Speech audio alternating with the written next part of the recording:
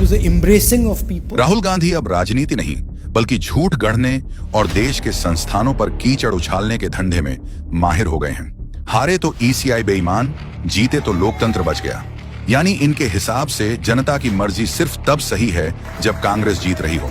हालांकि अब धीरे धीरे करके इनका एटम बम सुतली से भी गया गुजरा साबित हो रहा है। कैसे, आपको सबूत के साथ बताते हैं।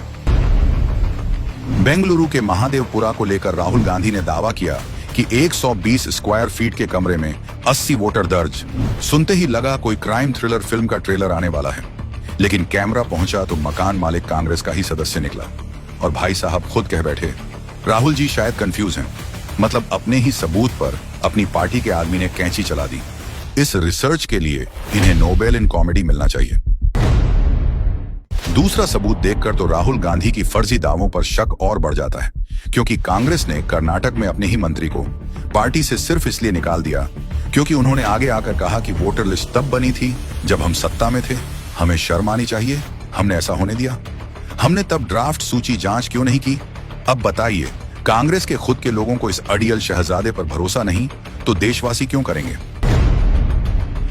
अड़ियल युवा के मुताबिक हर वो इंसान फर्जी वोटर है जिनका मकान नंबर 0 है।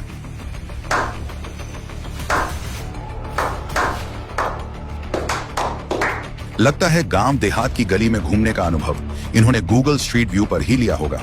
कोई बताए कि देश के अनगिनत गांवों में मकान नंबर 0 होना बिल्कुल आम बात है। यहां तक कि रायबरेली में भी, जहां से खुद गांधी परिवार जीतता रहा है, वहां भी पड़ताल में पता चला कि कई लोगों के मकान नंबर 0 हैं। तो क्या वहां भी वोट चोरी का अड्डा है? क्या वोट चोरी कर करके राहुल गांधी और उनका परिवार वहां से सांसद बनता आया है? अब इनकी वोट चोरी वाली थ्योरी और सुनिए, मोदी जी वोट चुराकर पीएम बने। अच्छा, तो फिर अयोध्या में बीजेपी क्यों हारी? क्या बेइज्जती का प्लान भी खुद बनाया था या चुराए हुए वोट लौटाने का प्रोग्राम चला दिया था? अगर सच में फर्जी वोटर्स की चिंता है तो 2022 गोवा विधानसभा चुनाव का हिसाब भी दीजिए। टीएमसी, जो बंगाल के बाहर अस्तित्व में ही नहीं, वो गोवा में अचानक 5% वोट शेयर कैसे ले आई? इस पर कोई सवाल नहीं, कोई प्रेस कॉन्फ्रेंस नहीं, क्योंकि यहां बीजेपी को घसीटना मुश्किल है। ये सब देखकर तो यही लगता है कि राहुल गांधी का दिमाग सच में गड़बड़ा गया है। एक तरफ तो कहते हैं वोट चोरी हो रही है, और जब सरकार बिहार में एसआईआर के जरिए फर्जी वोटर्स हटाने की कार्रवाई करती है तो ये दिल्ली की सड़कें जाम कर आम आदमी का जीना मुश्किल बना देते हैं। चुनाव आयोग ने इन्हें साफ कहा, अगर आरोप सही हैं तो सबूत दो, हलफनामे पर साइन करके दो। लेकिन हिम्मत नहीं है, क्योंकि सबूत ढूंढने से ज्यादा आसान है प्रेस कॉन्फ्रेंस में स्लाइड शो चलाकर जनता को गुमराह करना।